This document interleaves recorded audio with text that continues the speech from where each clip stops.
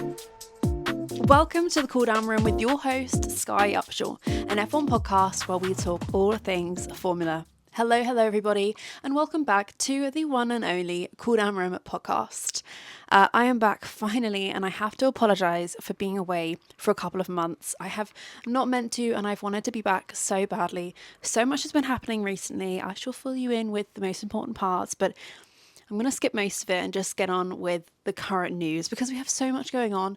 We just had a race yesterday and I thought it was time to fill you guys in on all the news to make sure that you are completely up to date with everything happening. So just starting off with a little bit about myself. I have no excuses, okay, for not running this podcast as much as I want to, but I have no excuses.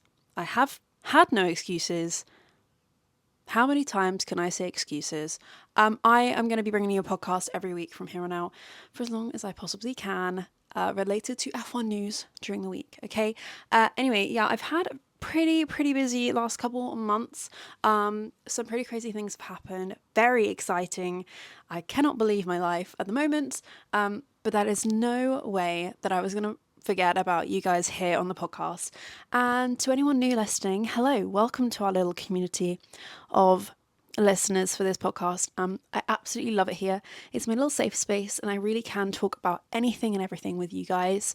99% of that is F1 related. So I need to stop saying get back into the podcast mojo, Skye. If you're watching this, you can see I have a slightly different setup today. This is not my long-term setup, but I am currently sat in my bedroom because my studio at the moment is being changed, being used, and yeah, new things are happening, I guess. So yeah, this is my little current setup. I'm sorry the lighting isn't very good, but the audio should still be great. So Singapore race yesterday, Singapore Grand Prix. You all know the ending of that story. Lando Norris won his third race ever.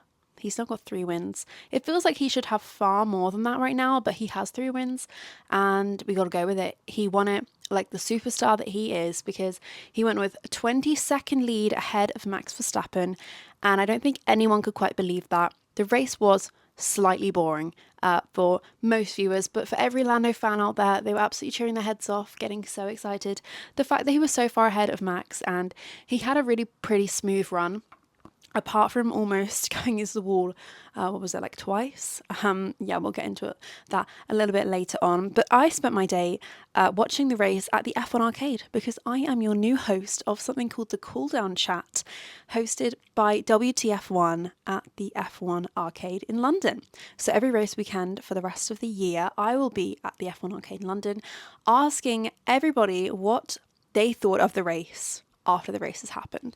So I'm going to be walking around saying, what did you think of the race? What did you think of the race? Trying to get lots of opinions of people, which I kind of absolutely love. I love seeing what people actually thought, getting genuine opinions, genuine reactions.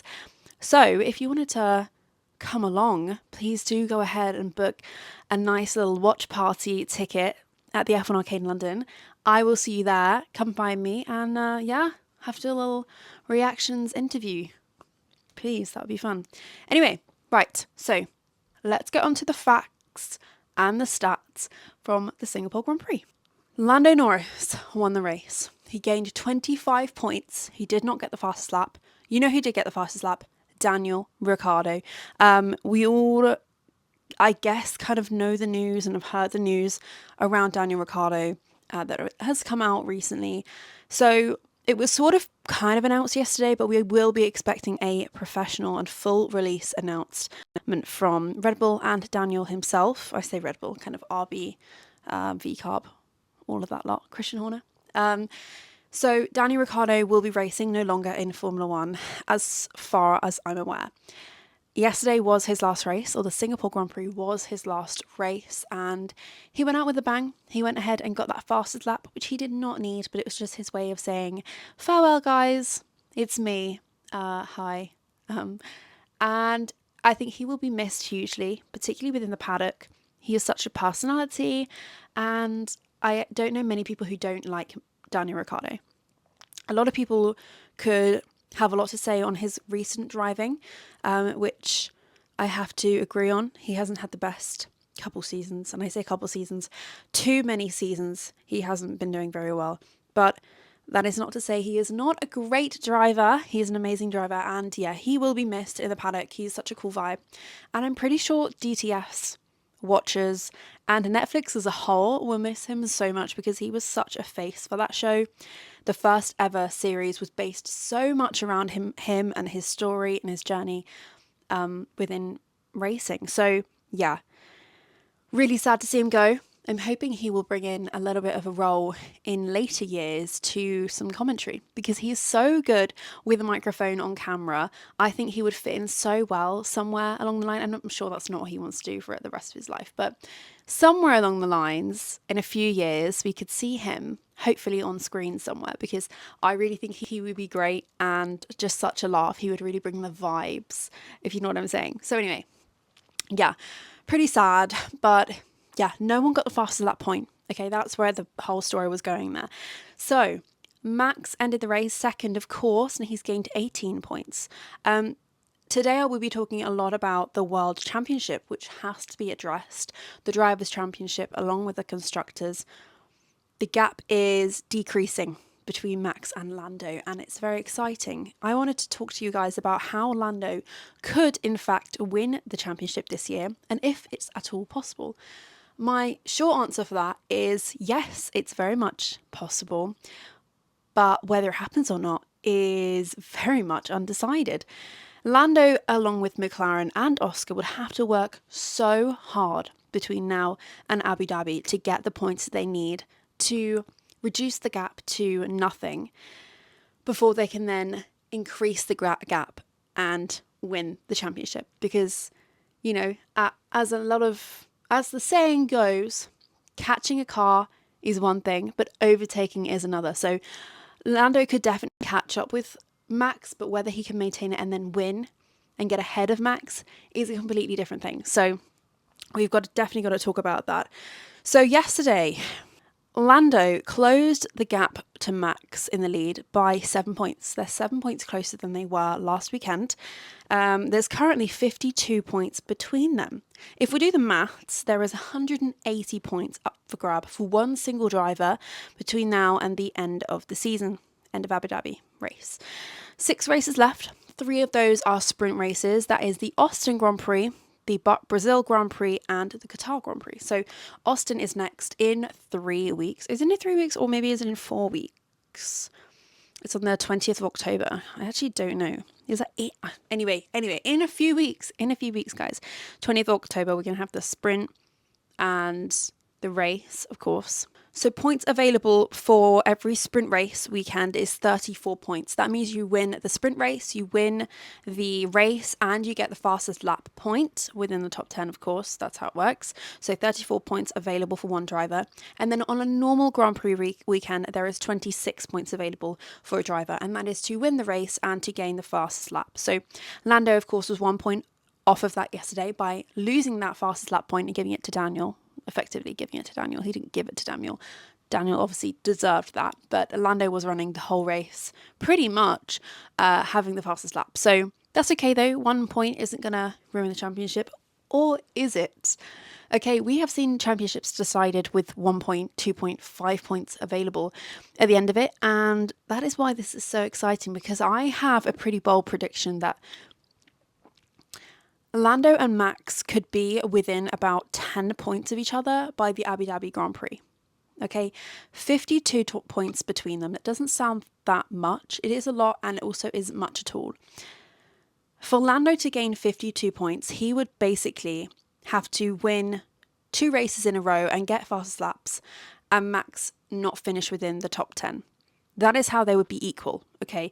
Bearing in mind, Lando has 6 races to do that. So he could do that however he wants. He could get first and Max gets like 7th. And then the next race, Lando could get like 2nd and Max gets like 9th. We could run it like that across 6 races effectively.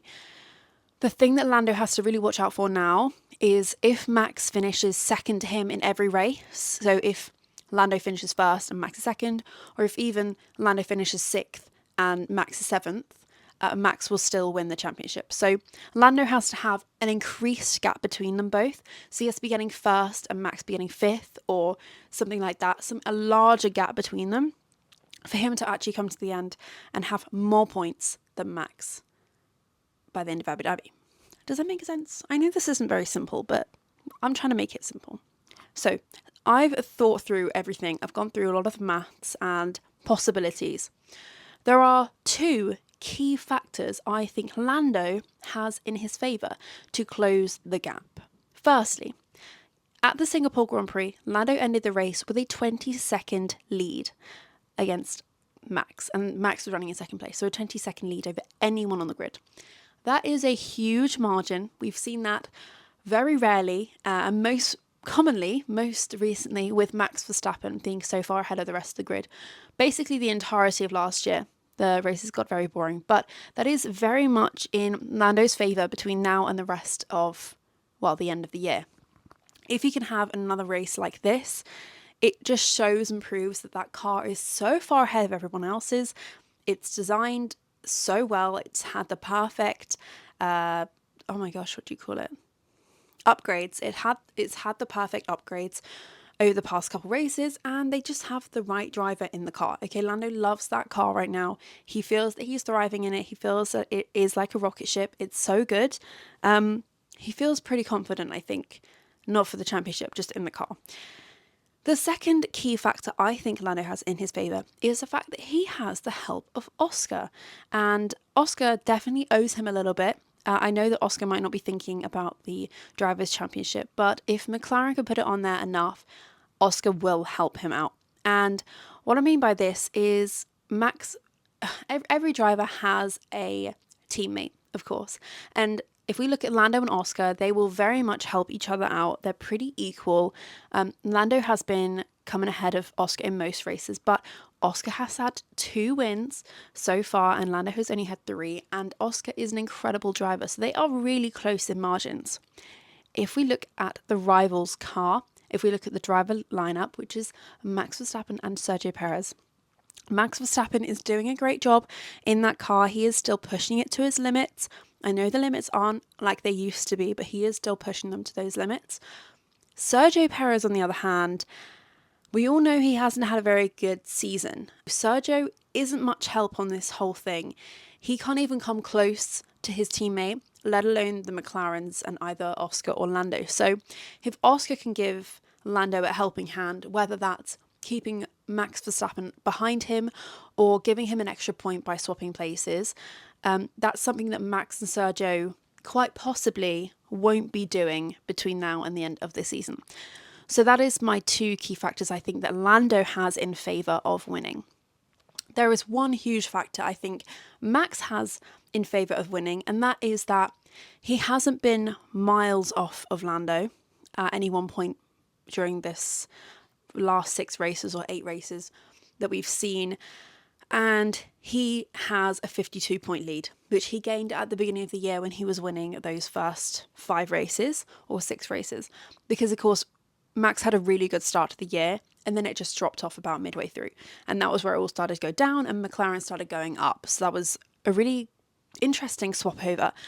But Max still has that lead, and I do think by the end of it, because Max can be really consistent, and if he can keep the right head on and be competitive but not too pushy, I think he could keep it. So there you go. That's what I have to say.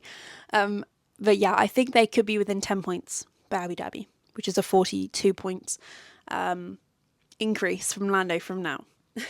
So between now and the end of the season, in 6 races, for Lando to win, Lando would have to improve his score by 53 points, and he'd have to be at least 1 point above of Max, obviously. So yeah, 53 points, because there's a 52 gap between them.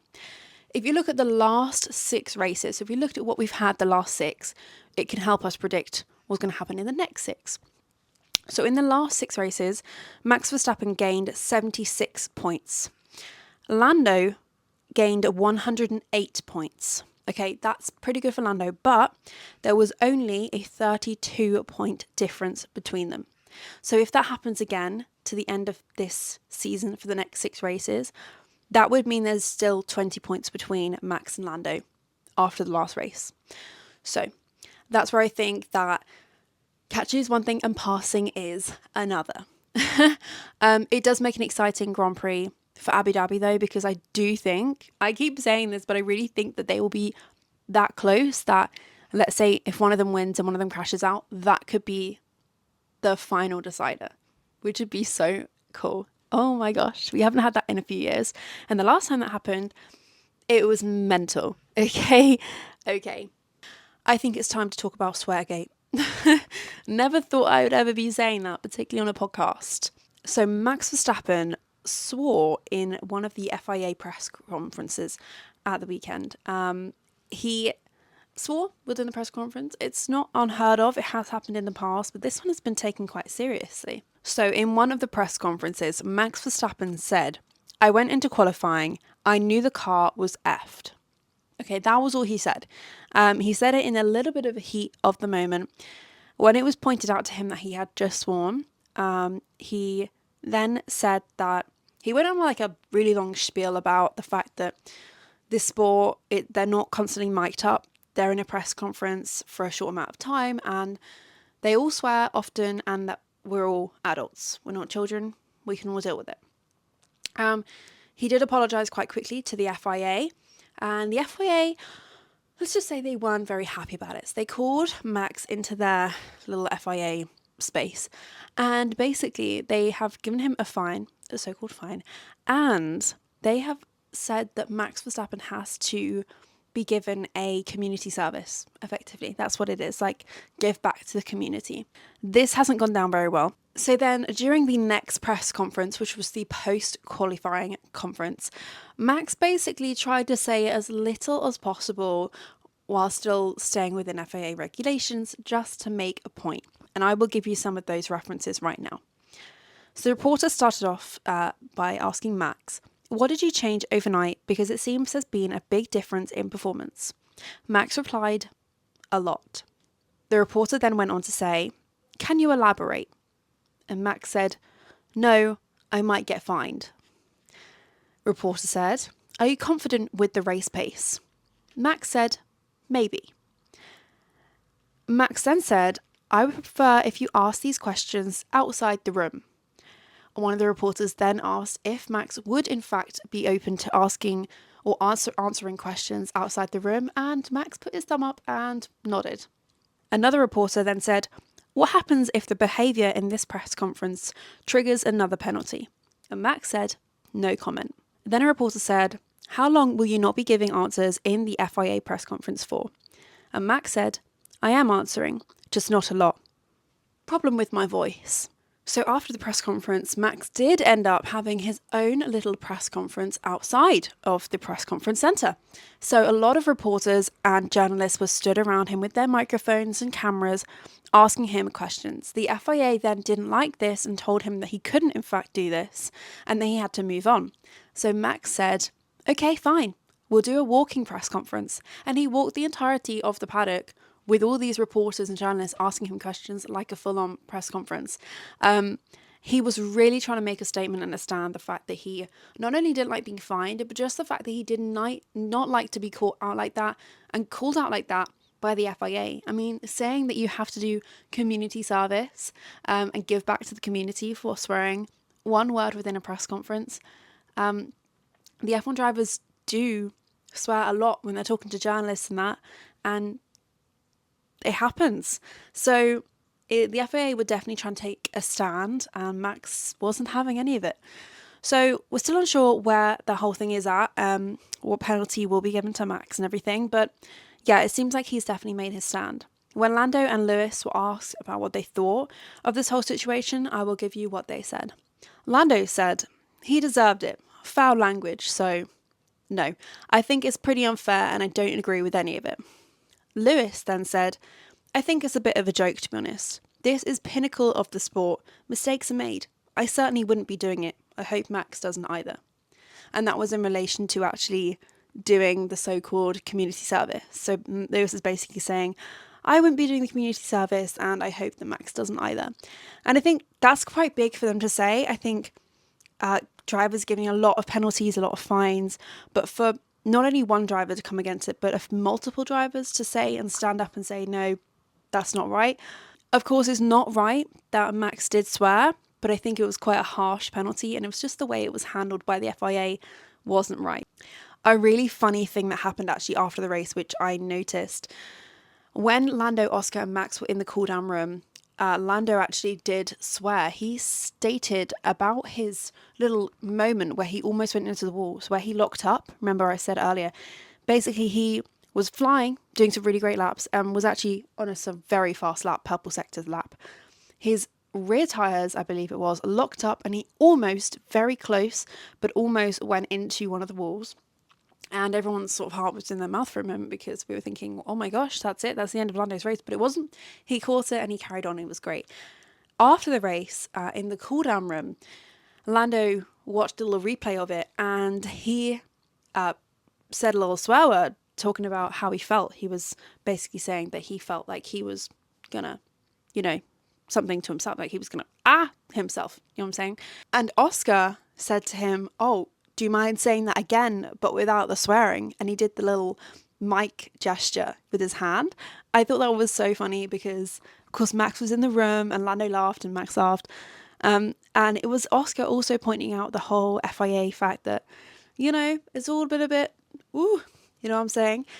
So, yeah, funny little things happen. I really like seeing the drivers' personalities with each other now and again. Like, that was a really... Oscar didn't need to do that. It was just a funny little in the moment, oh, this is a bit of an inside joke kind of thing, which I think is kind of fun for us to see that, as viewers. Franco Colapinto did have a good race yesterday. He was so close to gaining another point, but he finished the race in 11th. He was in a pretty constant fight between Sergio Perez, Yuki Tsunoda. There kept going back and forth with a lot of things, including Nico Hülkenberg, in the Haas, with Fernando Alonso. There was just a big thing. But Franco did do really well, and I'm really excited for him to see how he gets on over the rest of the season. I know we will talk about this a lot, but I really want him to go to a different team in 2025. I want him to have an opportunity to take a seat in 25. I think he's come to it slightly late. Of course, most of the seats have been taken up, but there are some still seats available. Like in the stake, I think actually it's only the stake now, because Liam and Lawson will have taken that RB seat. Yeah, it seems that in Austin we will be seeing Liam Lawson back in an F1 car in the V Carb, or the Visa Cat-Up RB car. So that's pretty exciting. Nico Hülkenberg had a great race. He finished in P9. It was looking pretty good for him. I mean, he was running in 5th, 6th. He dropped back a little bit, of course, but he did really well. He kept fighting, and he's gained a couple points for the Haas team. The Haas car has been looking pretty competitive, but Kevin hasn't been doing great, but Nico has been doing pretty good. Or pretty good for the car anyway. And then the last thing I wanted to touch on is that Mercedes were pretty disappointed with the pace of their cars. Both Lewis and George mentioned it. They think that they could have done far better at that track. They're both great drivers at that track. They've had a good track record at the track. Wow. Oh my gosh, how many times can I say track? Austin probably will be a good race for them, seeing that it will suit their car. So there you have it. There was your overview of everything you guys needed to know after the Singapore race. Everything you needed to know from the cooldown room. I hope you have an enjoyable rest of your week, and you'll hear from me next week. Bye.